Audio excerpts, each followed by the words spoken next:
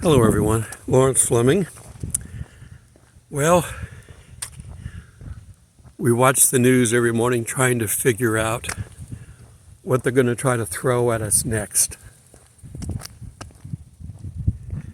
You wonder why they keep coming up with these crazy things?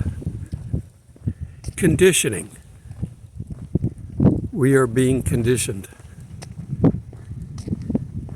So when they finally do come out and say, you can't buy or sell unless you worship the beast, and that's the key. Nothing that you can physically do besides worshiping the beast will get you in trouble with God.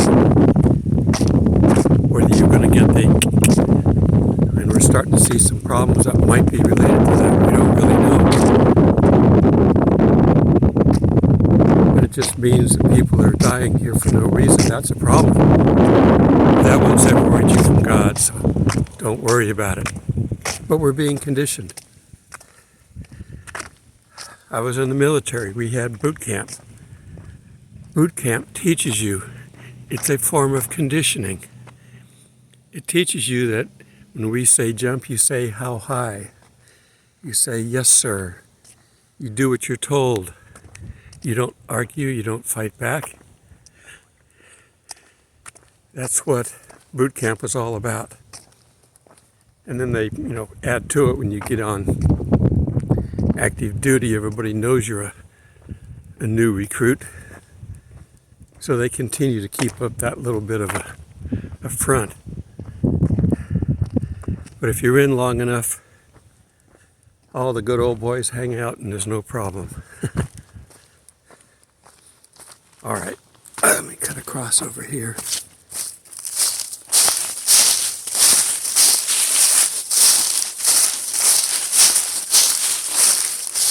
It's fun to be hiking around where there's plenty of visibility.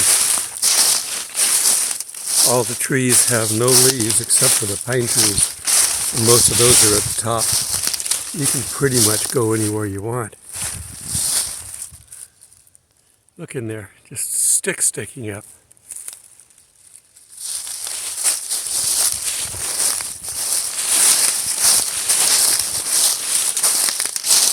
So, what are they going to do next? Anything that irritates you, that makes you mad, anything that makes you suffer or give up some dignity or humility or anything is on their list. And they sit there and they blatantly lie to you. Such a big, bold-faced lie that, again, is designed to push your buttons.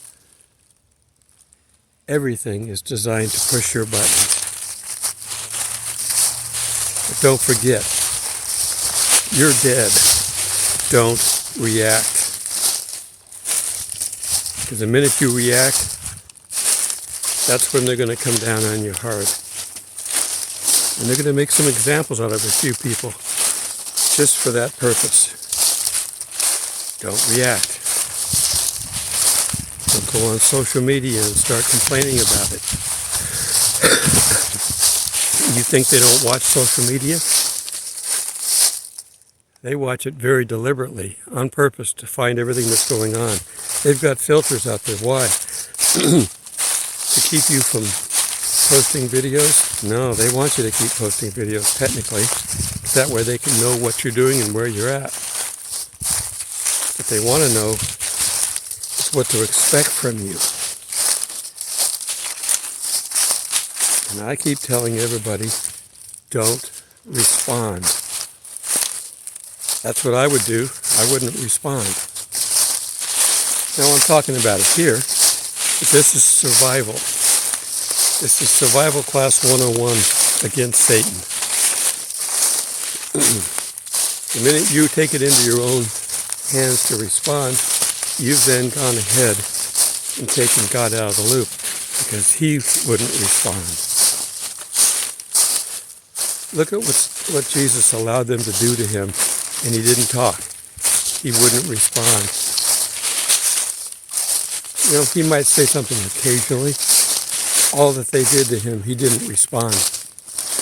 And that's how we're supposed to be.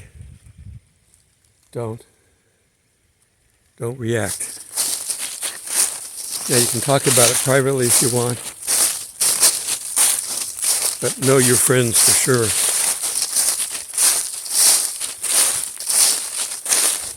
You look at what's happening in the world right now. God is sending out warning signs.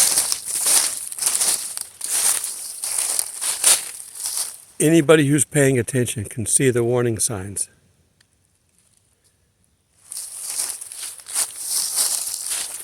And they will escalate.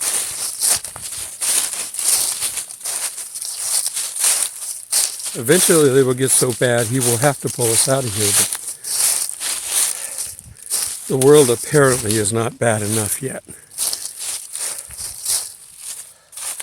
I don't know how bad things have to get, but it's not bad enough yet.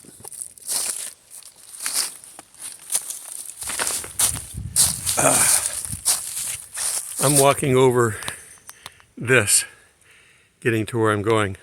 I'm not going to go over these fallen trees. I am not sure if I can go on this bridge. Hang on while I...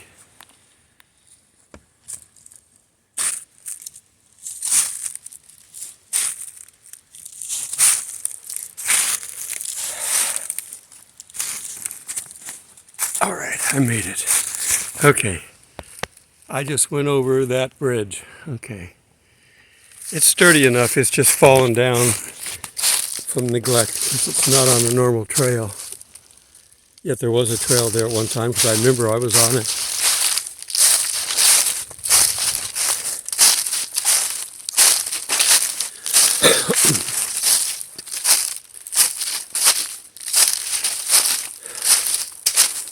They're not talking about all these seemingly healthy people dying.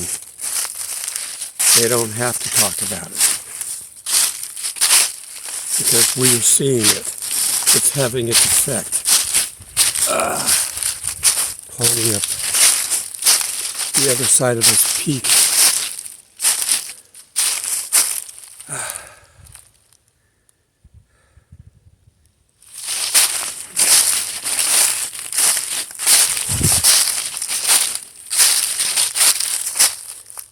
It is more essential now than ever that you try to get the message out, but get the message out in a nice, calm manner. There's a couple of pastors out there, I pray for them. I like listening to them. But one guy in particular is just over the top, constantly yelling. That's too much. There's nothing you can do. The things that are happening because they're supposed to happen. So don't try to interfere. What you need to be doing is going around looking for individuals that might need some help and help them up. If whatever it is knocked them down, help them back up. Help save people from dying in situations that are becoming out of hand. Another big earthquake. West Pacific, but it's still out there. There's a major flooding coming. Help people. But don't interfere with God and His plans. When you don't know what is going on, the best thing you can do is go back to our daily prayer. Thy will be done on earth as it is in heaven. Thy will be done. And you say, well, God's not one to punish people. No, He's not. But He's one to allow people to be punished by their own actions or inactions.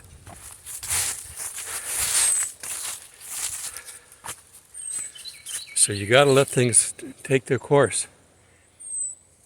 If you got out there and made it nice, Satan would just have more time to cause more people to lose their souls. This is all happening for a reason. It's a punishment and a wake-up call to the earth. And only those that recognize the alarm are going to get up and do something. But do something with gentleness and meekness.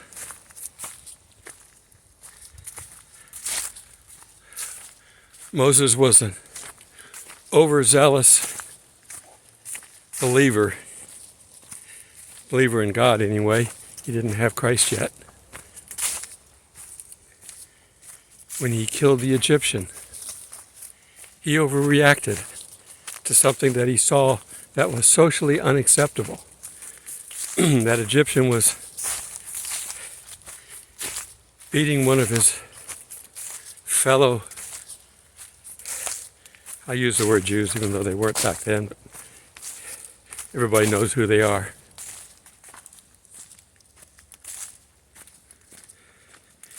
And everything that he had planned coming up, everything that he could have done to help, being so high up in the hierarchy there, he couldn't do. He had to disappear for a few years. Be careful. You can make one wrong move, do one thing, because you've programmed yourself to think that way. So on a daily basis, program yourself to go, I don't understand God, but your will be done on earth as it is in heaven. Tell me what you want me to do with you today. Now you hear the words I used? Tell me what you want me to do with you today. He's not making us Christians so he can send us out on our own to go do what needs to be done. You are not equipped for it. I'm not equipped for it. Nobody is. Yeah, we have the Spirit in us, and the Spirit can warn us a little bit. But we don't hear well enough. We don't talk to God well enough to know what we're supposed to do.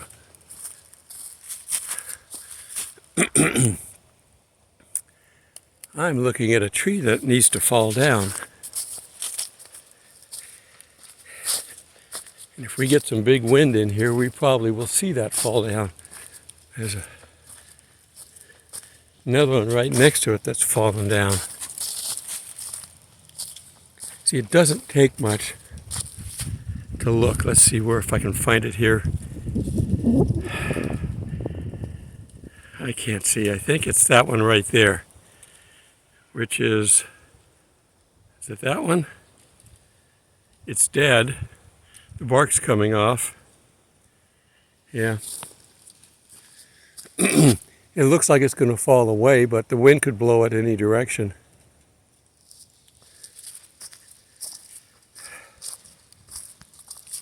Don't be blown about by the wind. Stand strong. God will help you to do that if you're standing near him. If you've wandered off, you take your kid to the supermarket and you tell them to stay with you. They wander off. Well, the best thing to do is go look in the candy aisle or the ice cream aisle or someplace where they would go. But they're vulnerable now. They're not with you. Or if there's a child abductor in the store, they've wandered off. Do you see how dangerous this is? You wander off from God and you make yourself vulnerable.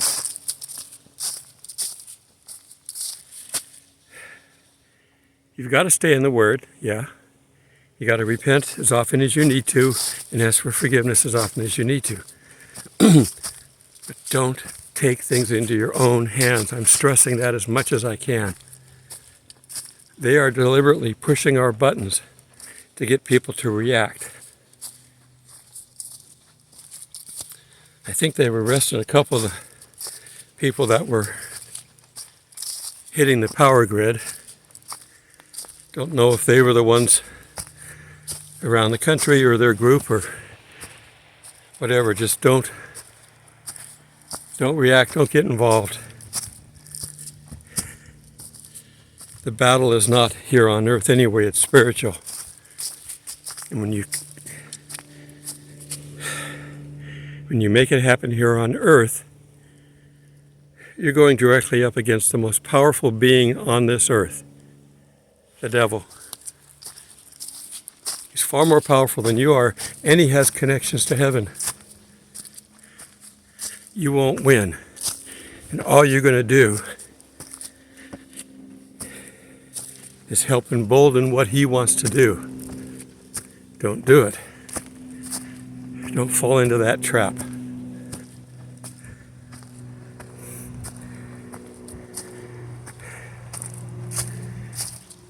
Jesus went all the way to the cross for us. Didn't argue his point, didn't complain. Like he said, he could send a legion of angels down to save him. But that was not his goal. His goal was not earthly. Here he is on earth, but his goal is heavenly. Things work like that. I'm walking around the back way to get to the visitor center. I'm thinking about there it is. I'm thinking about a candy bar. Yeah, it's not something I should have a lot of.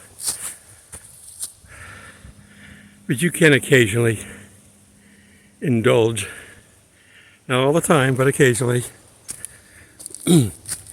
Life is too short to live it completely isolated, completely without any pleasures.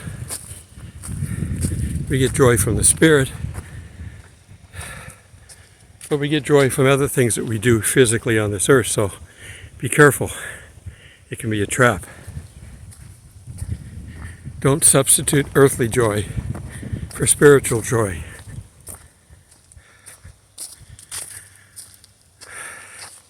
This looks so much different. I haven't been here with all the leaves off. Okay.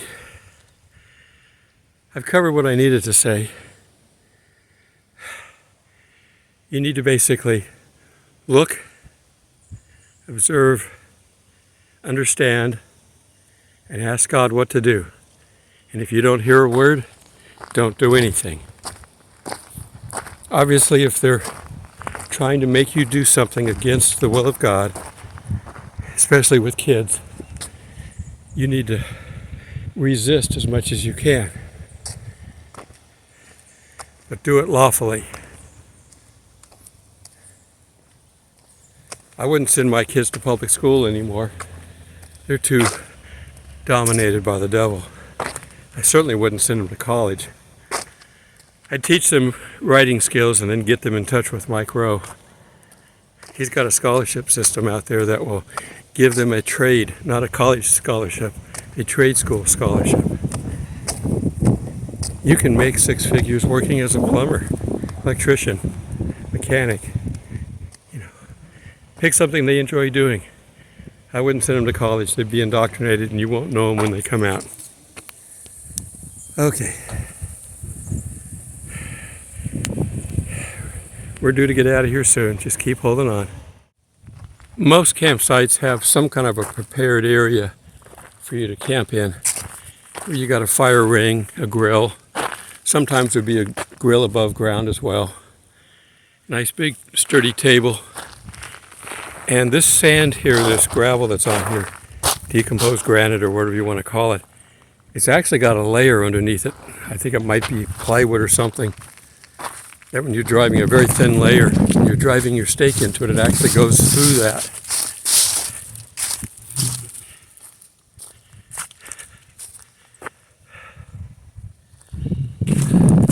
Like I said, there's virtually no campers. I guess nobody wants to camp in the cold. It's not really that cold. I am wearing my jacket. People there camping, and then there's some other people down on the other end camping. That's it on me.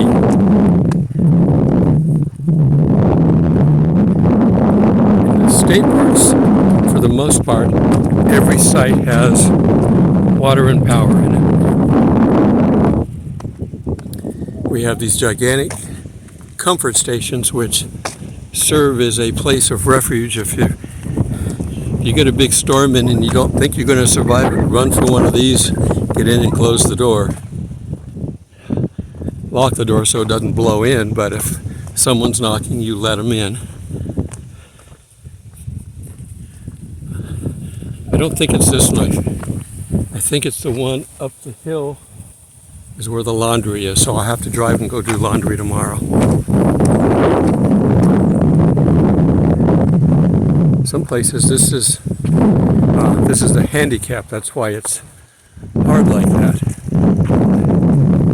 So if you have an issue, tell them. And I found that most of the time handicapped spaces are open, but you got to have the need. But they accommodate you everywhere you go.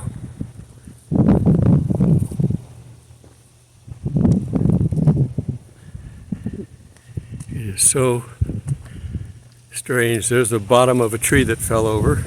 That's how much dirt gets lifted up when the tree falls over.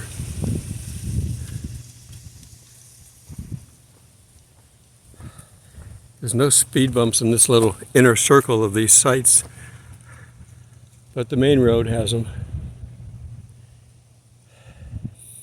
And I think I'm excited because the group that had the 20 kids is gone.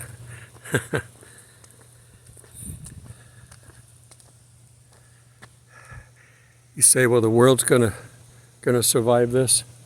You just have to listen to some of these kids.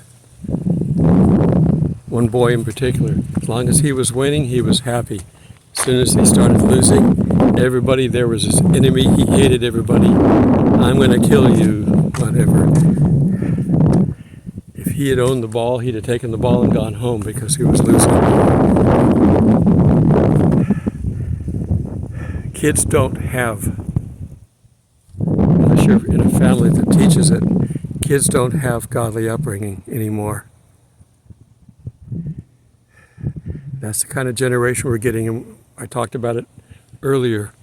The schools don't have any wish to make them better for God. They want them better for Satan. All the schools are in it now. Homeschool if you got little ones. There are Christian private schools. There are Christian colleges. Find those whenever you can. Get them out of public everything.